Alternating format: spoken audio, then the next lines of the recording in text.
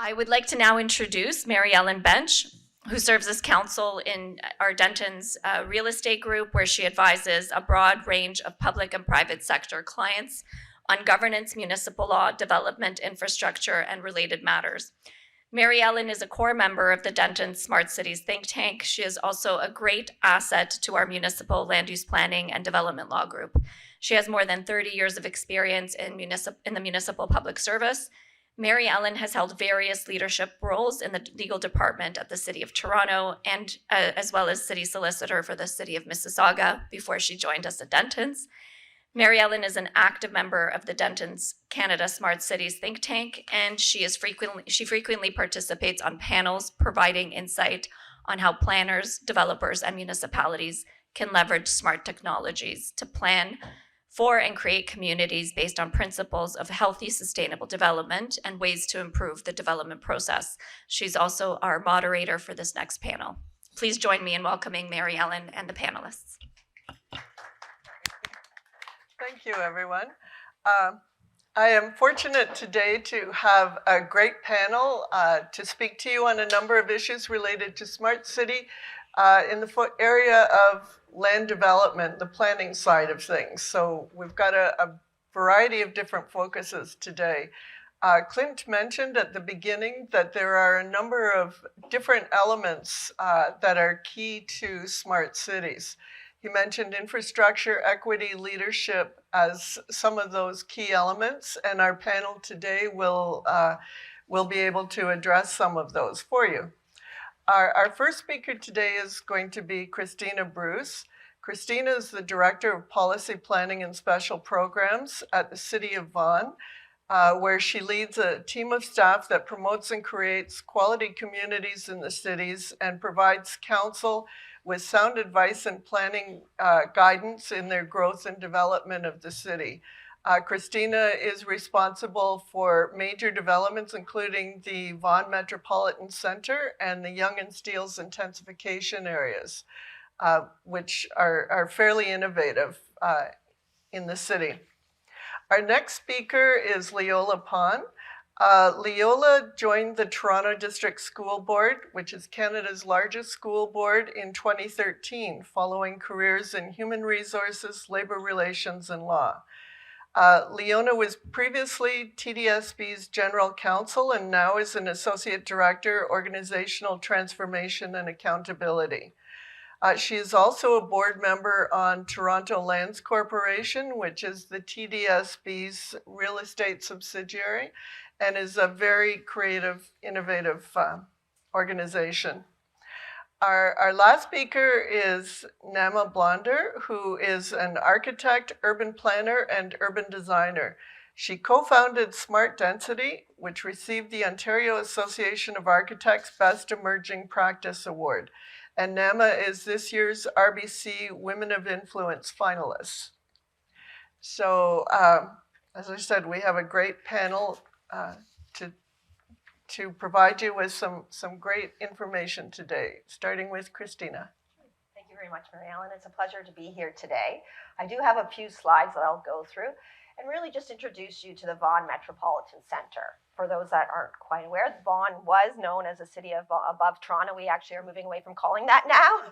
But one of our most ambitious projects to date in the city of Vaughan is truly building out the Vaughan Metropolitan Centre. So about 10 years ago, we came up with the vision and the principles for this area. We developed the secondary plan as a policy document to guide the development of the VMC, with really the goal or the objective to plan to create a downtown as intense dynamic community that in time will change into the heart of the city economically, culturally, and physically. That's been what we've been trying to achieve over the last 10 years. And it's been growing at a quicker pace than we ever imagined. When we originally developed the secondary plan 10 years ago for this area, we were looking at approximately a population of 20,000 people, 24,000 people. We now have 3 times that just in the developments to date. We have 7,000 people living in the VMC. We have about 12,000 more people that will be living there in the next 2 or 3 years when the construction's, and then about 25,000 additional units being reviewed right now. So with the intensification at the rate it has been going, we've had to be innovative. We've had to respond to this density and are actually now recalibrating our secondary plan as a policy document to catch up on the infrastructure that's really been falling behind when we built out the MC. So just a quick bird's eye view, you'll see some of the renderings of some of these buildings are occupied to date, but this is what's been really approved by Council, which is in the works to be developed. We went from a population of 0 in this area. This area was a commercial, industrial, retail area, IKEA, Dave & Buster's, Walmart, the Lowe's, that type of retail, as well as garages and automotive plants, very commercialized area. We've now started on this, achieving this vision, and well on our way. However, there's been challenges and a lot of lessons learned in the last decade that we're now revisiting as we go forward. So this is just a quick development application status map. I like to show this because it really shows you where we are with respect to moving forward. With the yellow ones being the occupied, we have 7 towers as well as a community center, some grade A office space, as well as the blue ones that are being reviewed by Council and the pink ones that are coming in as what we call pre-application consultation phase. These are all, the majority, high-rise towers, mid-rise towers, and some townhouses that we're trying to encourage. Our goal is to bring in as much mixed use as possible to develop the community as a complete community. However, I would say is the first challenge, is having that mix of housing for this area. So just an illustrative graphic, we keep track of this. Again, data is very important to us as we build out this area. So we keep track of where we're at with respect to achieving the targets we're moving towards. As I mentioned, we're about 335% over our residential target. We are lagging behind with the office space as well as retail. We're learning that retail will come eventually. However, you need the population in the area first. So we keep reminding the developers of that. We are still encouraging the mixed use. We're still asking for 12-15% of mixed use within the towers. We can't strictly move only towards residential, but that's been a challenge.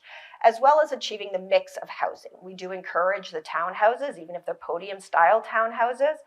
However, the cost of building those townhouses compared to building 1 or 2 bedroom condo units is significantly higher. So that remains a challenge and ways of which we have to be innovative to continue to encourage that mix of housing. So what we're really noticing now as we do this recalibration exercise with our secondary plan is that yes, we are becoming transit oriented. The growth in this area was as the result of the first subway extension from Toronto. As soon as that subway was put in and built in Vaughan, we saw a tremendous growth and development opportunity around the subway. And that's where we truly underestimated how much population a subway could bring. Also have significant investment along the transit corridors with respect to the bus service as well. We're trying to encourage a walkable community. Vaughan being on the outskirts of Toronto was very suburban in nature, so this is tremendous. We have a subway stop now and significant investment into infrastructure. However, we haven't changed everybody's mindset of not needing a vehicle yet. Here in down Toronto area, you might be able to have the modal split is what we look towards of 60% in some areas in Toronto, meaning that you would have 30 to 40% of people not driving. They don't need the car spaces. What we're seeing in BMC is that people still want to buy condos with the cars. So we have to continue to balance that infrastructure, creating walkable and various other ways to get around. However, not quite giving up the car in the downtown yet. Some of the other key objectives that we continue to achieve is the accessible and diverse and vibrant community, similar to retail space. We're getting parks built out now and creating that space for people. We've been very successful with bringing public art to this downtown area with respect to the developments that we're approving. And we've had to do that through some innovative encouraging methods to recognize the importance of that. So as we see our condo buildings being built, we are seeing them surrounded by public art to create some diverse and vibrant spaces. We still continue to achieve green and beautiful as our principles. We have a very involved urban design panel that reviews our applications at the City of Vaughan, and what these experts provide as advice to these developers, they do take it seriously, and we are getting a council-approved applications that demonstrate good design. What we are seeing, as I mentioned a few times, is the balance missing from what we're seeing in this downtown is the balance. The balance with respect to the mix of housing. It's very easy for the studio or the one-bedroom units, but it's even difficult to get the larger sized units. We want this to be a family-oriented area. The demographics we're seeing now is younger people that then move out when they have their family, or an aging population that's moving in when they want this type of development. But we want it to be mixed, and we're going to continue to strive towards that. Another one is the provision of the supporting infrastructure for the density we're seeing. We're seeing we weren't keeping up with respect to the park space. We weren't keeping up with respect to the social services required. This is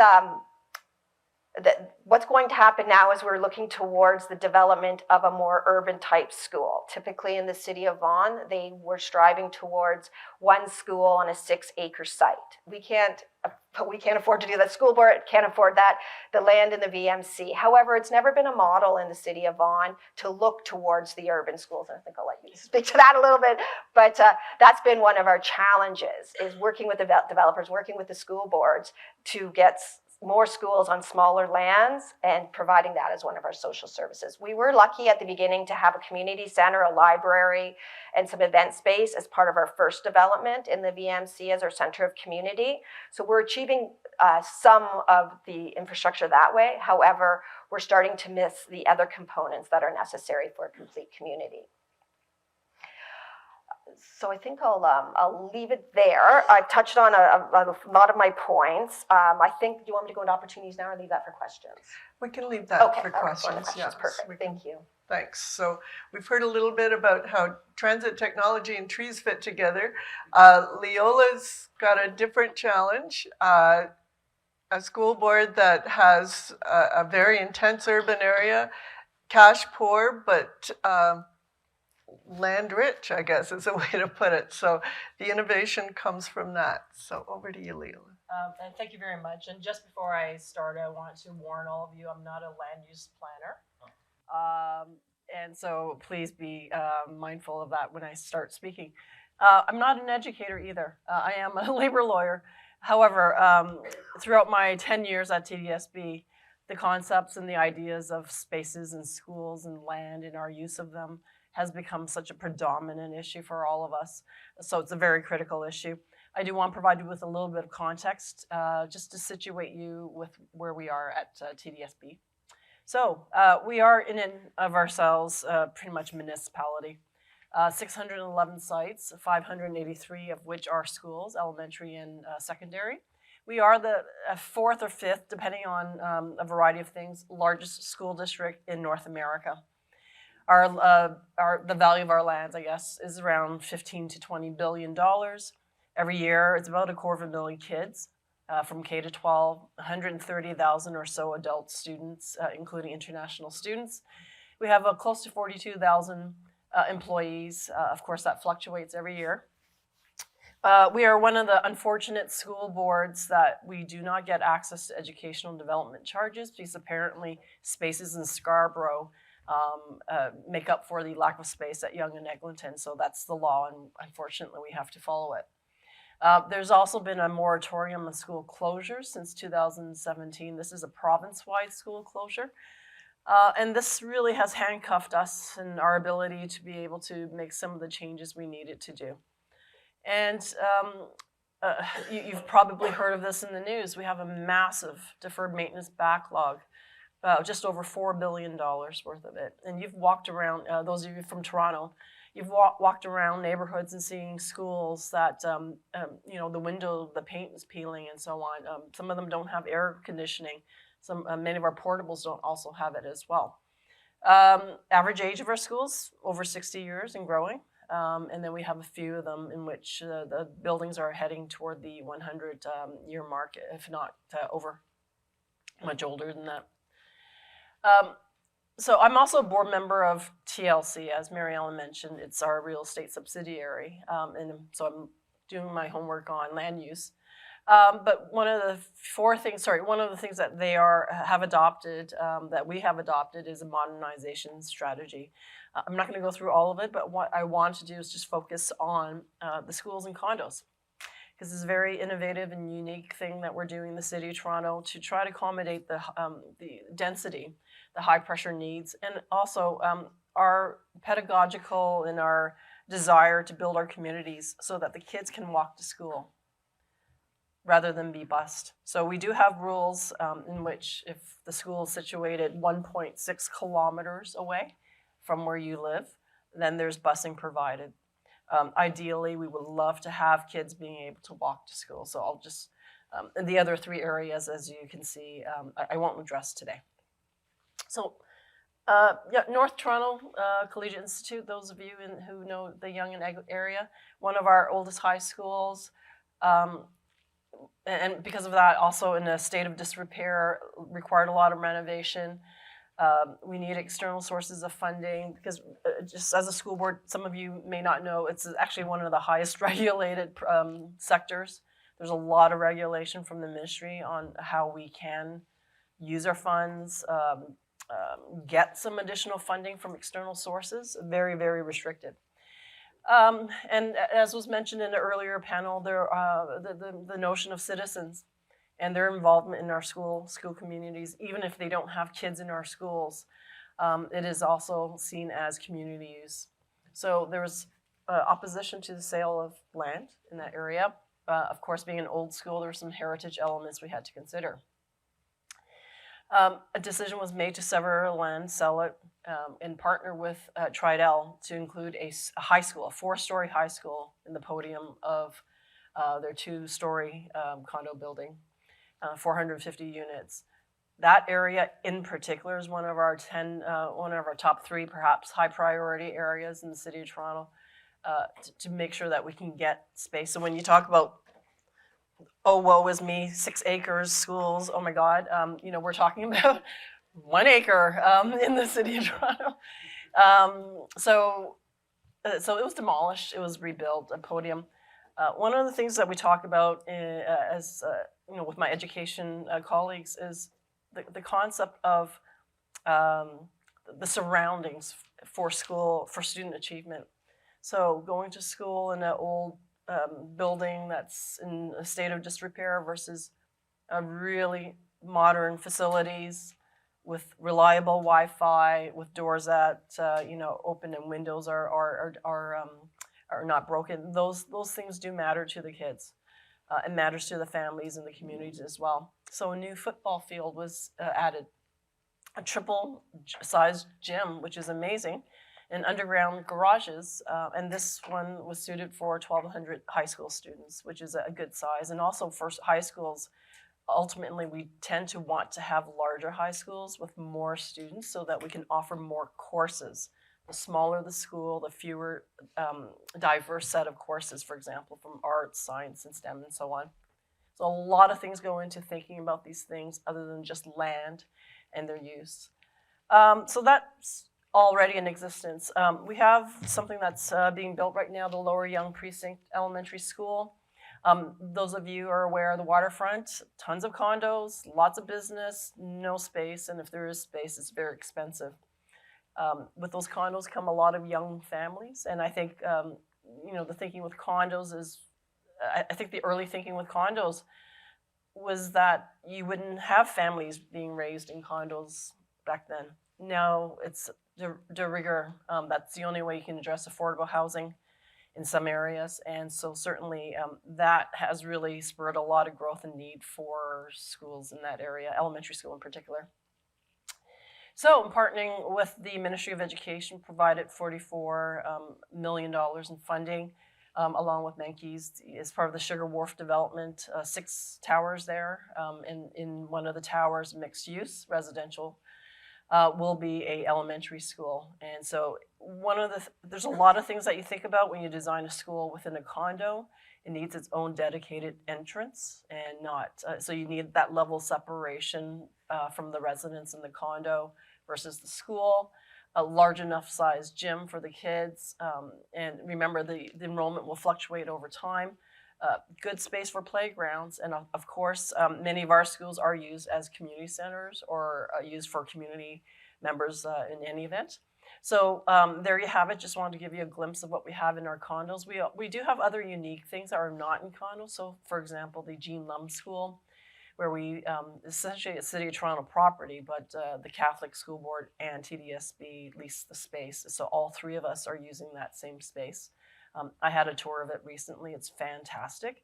I have to say, going to a newly built modern school with all the fine touches and finishings, and then going to another school that doesn't have those things, it's pretty stark contrast. Ultimately, we would love to have very clean, modern, well-maintained schools for our kids, but some of these are the realities that we face in light of the context that I shared with you earlier. So thank you very much.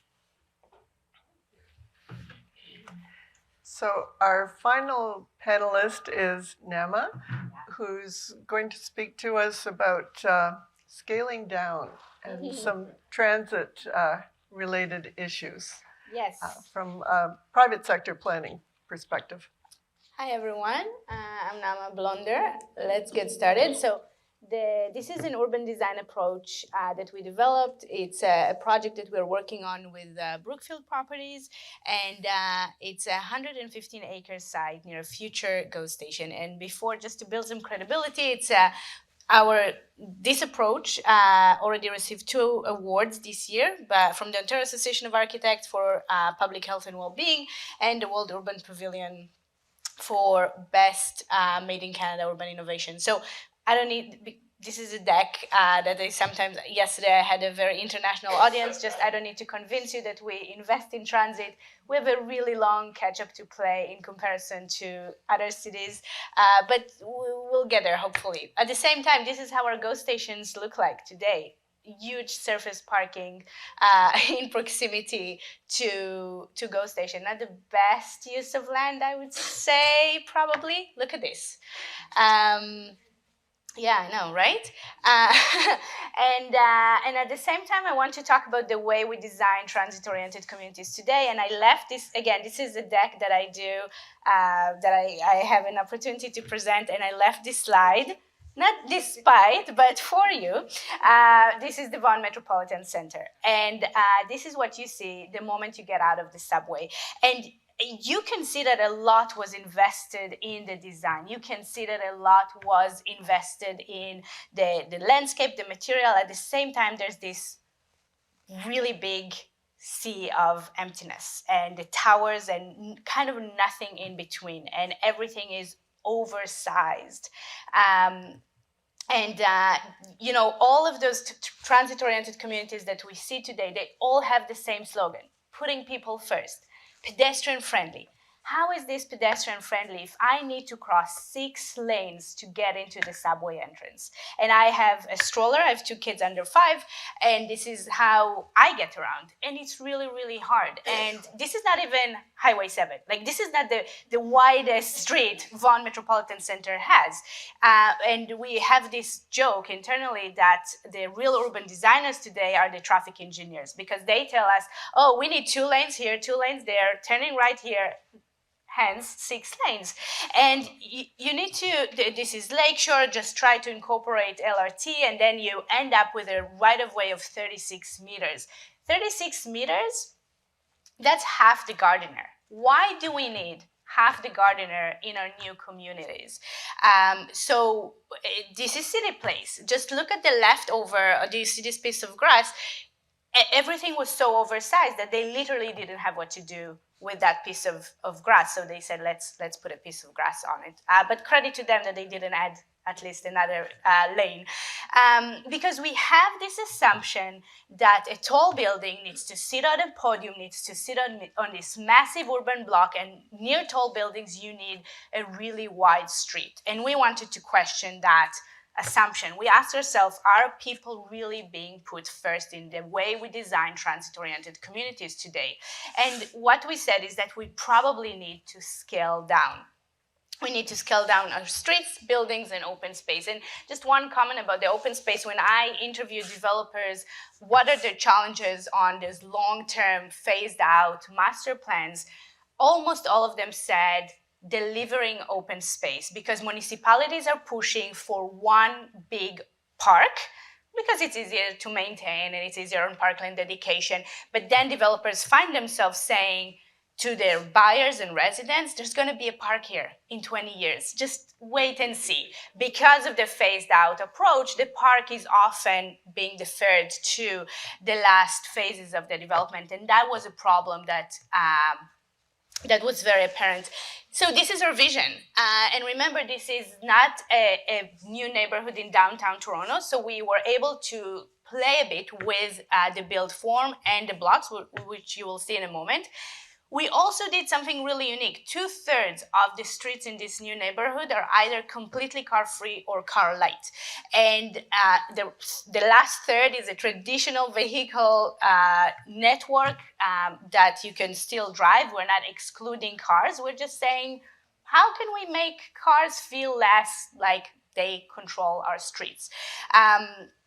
So this is our approach. We lowered down the street wall. What we, again, heard from developers is that low-rise is a really desirable product and towers are really desirable products, but mid-rise is kind of in between. It's not as attractive and it's very expensive. And what we did here is that, as you can see, we still have towers, and you'll see how we worked with the blocks. We still have towers to absorb the density, but the pedestrian experience at grade is something way more charming and unique and more European style feel than what we are used to seeing today with this massive podium and a tower. So you can see here on our blocks, and basically we worked with a module that every block could still accommodate a tower should our clients decide that, you know, market absorption is a really big deal when you are building in those future of those GO stations. Again, this is not downtown Toronto. And you can see that we also shrank the size of the blocks, kind of Jane Jacobs 101, make the blocks shorter, make it more interesting for the pedestrians walking by. We created a whole menu of streets, and credit to the municipality that are actually willing to rewrite the street manuals and standards with us. And this is a comparison. This is kind of a cookie cutter traditional master plan with the 20-meter right-of-way of the most intimate streets, because this is what we usually see. 20-meter, that is Bloor College and Dundas. This is the right-of-way. And this is our scaling down approach, which we also achieved a 9%. Again, this is the same comparison showing that we were able to increase or achieve 9% of more buildable footprint, just use of land, pure use of land. I was trying to leave some time for questions. Yep. Yes. And I was successful at it. There's a big clock right here counting down. Yeah. We talked about having some questions after everybody presented that the panel could have, but if there are questions from the audience, we'd be happy to have those questions too. So while we're waiting for that, I'll get started. So Christina, you saw some indications of VMC from a different perspective in terms of traffic, but that's kind of at the edges of it as opposed to the center of it. What are some of the opportunities for building smart cities that you see that are developing these days? Sure, and I'd love to have this conversation about balancing the car versus the person. Our downtown's vision was to be people-oriented, and the challenge has been getting the cars off the street for a few reasons. Our garbage trucks, the contract we have with our garbage truck facilities cannot access inner blocks if they don't have a road there. So what's the solution for that? Smaller garbage trucks. But you think that's a small change, but it's actually quite major, as well as our emergency services. The fire trucks that we have in the city of Vaughan need access to not only these inner blocks of these more walkable communities, as well as the high rises. So they sound like small, maybe not super innovative, but in fact, those are challenges we're having. Oh, we have a question. Hi there, that was a great panel. My name is Chris Drew, and I'm a land use planner with the firm Kagan, Shastri, DeMello, Weiner Park, LLP, and I'm here with my colleague Douglas. Excuse me. It was great to see that picture of the VMC and Naama's presentation. So my question, two questions. My question is, are there any lessons from the VMC? Because obviously the planning started, the secondary plan, master planning many, many years ago. It's now built. Are there any lessons from that you're now applying to the next version of the VMC anywhere in Vaughan? And the reason I asked for that is Naama had the exact picture of the gripe that I have as a cyclist, because although it's great there are painted bike lanes at the VMC for some of the north-south streets, it's not the garbage trucks that are the problem. I find that people are using it to park their cars for pickup, waiting for someone to get off the subway. So if dedicated bike lanes could be added with actual real concrete to separate the cyclists and drivers, then everyone's happy. I wonder if that's a lesson that could be applied to future VMCs anywhere in Vaughan. And great to hear about the TDSB's work in terms of mixed use for schools. I live in the St. Lawrence Market neighborhood, and there's a very successful school that was there when the St. Lawrence Market was created at the Esplanade Jarvis. We have a school and then 3 or 4 stories of residential above it. So we need to go back to the 70s for that kind of development, because I think that just makes so much sense to better utilize those school sites. So those are my 2 comments. So happy to hear any thoughts. Sure, I can start. And when the Vaughan Metropolitan Centre was developed as a subway stop, like the subway stops in Toronto, we never had a surface parking lot. And we got many, many complaints about not having a surface parking lot. So we enforce daily the no parking on the streets. However, it's still being at the top of the subway, a place where people feel they should drop off. It's educational campaigns is what we have to do with people. We also have a vision for a very connected bicycle network. However, the VMC is still developing. We can't encourage people to redevelop, so we are getting patchwork developments, and they're not connected yet. So it's tough to get from this place, we drive through a giant old Walmart parking lot to get to the next development. So it's a vision we have to keep moving towards. I think to one of your first questions, though, about what policies would we look at differently, one that we are now integrating into our update to the secondary plan is strata. Not to go much into stratification, but it's when someone owns the top layer and someone else owns the bottom layer. So we can't afford as a city to purchase parkland, for example, anymore. We're not getting the community benefits we used to. We need more parkland. We need it to be connected. We needed that network system built out. We never considered that 10 years ago. And now it's how do we make that happen? And that's what we're working at now with our developers to ensure that we can own a park, but provide the underground parking that's still desired for the condo developments, as well as strata roads. We are seeing some, as a compromise, some of the private roads being developed as network connections across larger developments so that the fire trucks and the garbage trucks can access. But let's consider those as a stratified road then, so. But garbage and emergency, because I get this question a lot, as you can imagine. All of our streets, 100% of them have access to emergency, garbage, and snow removal. You forgot that. But they don't need the gigantic streets that we're planning today. And the problem is that you can't undo many of our decisions today. So that's why I started with those Go stations images to just, we need to get it right today. And yeah, so it's A little more. Yeah. Oh, we have another. I do have a question, or comparables. I do have a questions and a comparables. It's just I live in the neighborhood. I'm in North Rosedale, so I see the North Toronto, and in fact some of the kids in the neighborhood, and that's a very good project.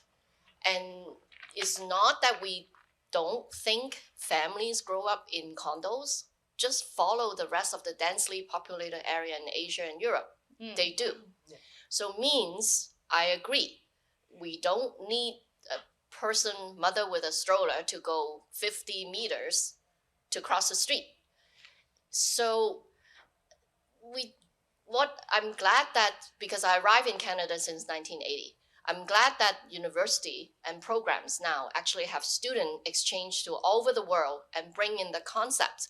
It's just, let's not think that Canada, Toronto, Vancouver, Montreal, we are immune to all these space. We were lucky for the last 30 years. Let's face the reality. So it's just wake up and rewrite all those books, and so that we won't build something that we have to tear it down again and build it again and tear it down again. So my question is, what are we doing in building these houses for 500,000 immigrants, which I think 1/3 will arrive in Ontario? If not, we will price out our own citizens. So I leave it to all the planning and legal experts and schools experts that they will have kids. So what are we going to do? Not only not enough workers, not enough materials, and I'm glad that they waive some of the tax for the multi-res units. We better do something. If not, this is not a desirable place to live, and we don't want that. This is our home.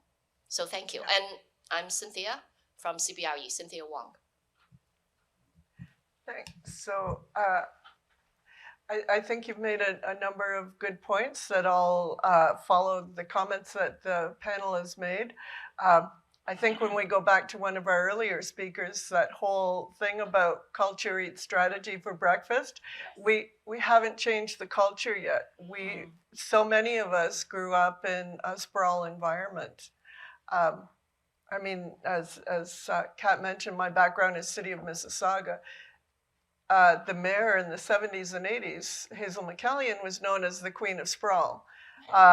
Come the 90s, she had to admit that she made a big mistake. We need intensification, we need density, we need to go up. But she's one of the few who have admitted that.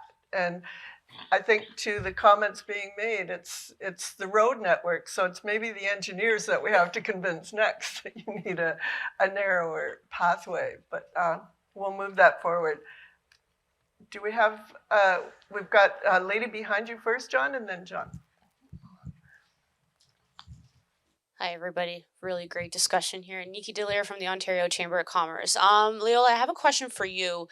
Obviously, you've expressed that there is a lot of restrictions in terms of regulations and what TDSB can do to expand rebuilding schools, or at least modifying them. From the sustainability angle, a lot of the schools are 60 to 100 years old, maybe even more, and obviously have a lot of different issues that maybe a new construction would be dealing with. So I'm curious to see, what is TDSB doing in terms of the sustainability angle in order to ensure that our buildings are more efficient, but also more green and sustainable for the future? And remember, I warned you, I'm not a land use planner, Yes, but you I'll did. try my very best. No, certainly when we retain outside experts to help us build future schools, obviously it's one of the critical elements. We do have sustainability policies, and that's certainly brought into it. But sustainability is extremely challenging when you have schools that don't have aircon, don't have, we have huge parking lots in some cases, but so that allows for a vehicle, and then you got to be near a TDC and so on. So it is certainly built into it. It's a lot easier going forward, retrofitting or kind of doing things backwards. The elements are being brought into it for sure. But when you don't have funding, and you need to, it's that piece of pie. Do you spend funding on, making sure that we have enough staff members to help our students with special needs, versus funding on making sure our green technologies are in use? Those are the hard decisions that we have to, we actually sometimes don't have a decision to make. It's made for us by the ministry. But the funding restrictions, we cannot by law raise money in which we get funding for. Right? No other organizations have those type of restrictions. And so and we can't even sell the schools or the land of the school, sorry, in order to raise some money. Hopefully that will be dealt with very soon. But yes, our vision going forward is to make sure that every new school or even major reconstructions would certainly be adopting that. And that's a very critical issue. A great question. Thank you. Can I actually give the urban planning response to Please Leola's do. question? If we create a network of schools where kids could walk to and not Yes.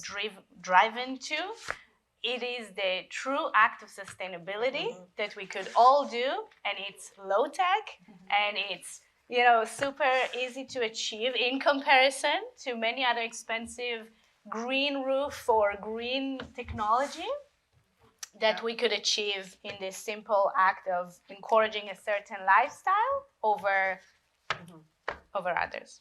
Yeah. So we have 1 minute left. Okay. Sure. Hopefully this is a lowball question then for 1 minute. Greg McNabb, I'm in the Toronto office with Dentons. Just to bring forward the main theme from our previous panel was all about trust. So trust and so I think I can be sort of generally say there's probably a lack of trust in the process right now with some of the projects that have gone on around the city.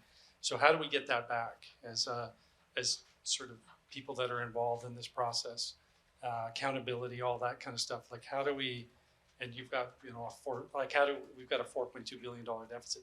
There must be a way, and clearly part of it is doing exactly what you're doing here, which is coming out and talking to the members of the community and everything else. But just as an organization, like how important is that to get that trust back and engage with the community? Definitely important. I think that's that could be a whole panel in itself. It's a huge, huge issue. If we have any very quick comments. For building the downtown in Vaughan, partnerships with our developers is key. So keeping that trust, how we do it, I'm not sure. I'd like to believe we haven't lost trust yet, but the partnerships, collaboration, transparency is extremely important. Sorry, we're out of time. John had a question. I don't know if we've got 2 minutes or, okay. And then So Naama and Christina, I have a question for you. The opportunity to create a best practice for Canada sits with you. So for instance, cul-de-sac, a project in Tempe, Arizona, has received a lot of accolades, and that drawing that you had is their project. So they're actually doing it in Arizona. The kinds of developments that you're talking about in Vaughan exist in many other places, Woven City in Japan and so forth. You have an opportunity to create probably one of the first 15-minute cities that, if you understand that concept. What are your thoughts about actually creating that best practice and getting that out there into the global agenda? No, absolutely. It's key and it's the most important thing. If we were to start again 10 years ago, we would be doing it differently. So unfortunately, there's a lot of lessons learned to get to where we are, but we're not too far. We have 442 acres, of which 42% is developed. So we're not even half developed yet. So we are taking those lessons learned and revigorating those policies, the concepts we need to move forward. I'll just very quickly say that the 15-minute neighborhood or cities, it's a choice and it's a lifestyle choice that needs to come across. It's not only when you build a new neighborhood or a new city or a new downtown. It's a choice that, you brought up the family friendly. As you picked up from my accent, I wasn't born here and I wasn't raised here. Living in an apartment is one of the shocking observations that I had when I moved here, that for people here, if you live in an apartment or a condo, something went wrong with your life. That is the feeling that I got as a newcomer. I moved here 10 years ago. People do not accept raising their family in it. They have to own a house with a backyard, even if it means that they are moving to the suburbs. And I encourage you, there's a Toronto Life story on my family. It's called My Parks Are Nicer Than Your Backyards. Check it out. And it's about me living in or raising my kids in a 3-bedroom condos. And I'll just tell you that my friends, when they saw this title, they were like, were you in the news for living in apartments? So we can conclude with that, I think. But just to your question, it's a choice that the buyers need to make, the developers need to make, because when I talk to developers, they say no one wants to buy a 3-bedroom condo. And when I talk to my friends, not from the industry, they say we have no options. And you know what? Probably both of them are right.